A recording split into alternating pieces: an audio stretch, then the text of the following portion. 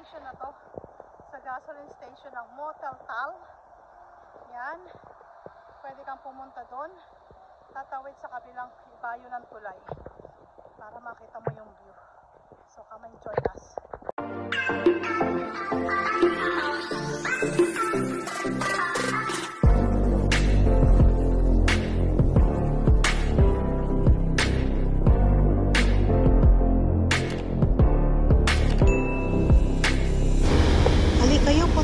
Doon sa may bridge overlooking, ayaw nila, kaya kami na lang ang pupunta doon sa Mortal Beach na to.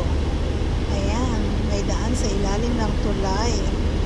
Look, pupunta kami dito sa bridge na to, dumaan kami sa ilalim ng tulay. Amazing.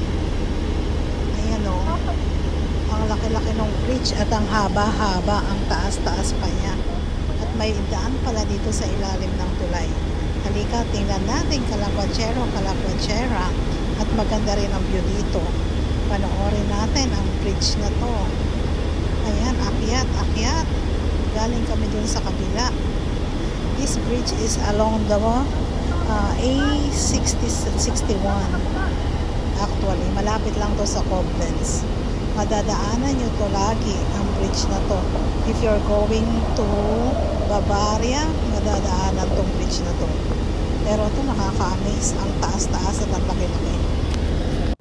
At maganda ang view niya dito sa ilalim. Ayan, at meron siyang mga plantation ng grapes plantation here also. Look, diba ang ganda ng view? So, kaya pag nadaan kayo dito, tumawid kayo, pumunta kayo sa kabilang side. At makikita nyo ang ganda ng view at ang ganda rin tumawid dito. Dito lang to sa malapit sa Koblenz. So, Motel Tal Bridge ang pangalan niya.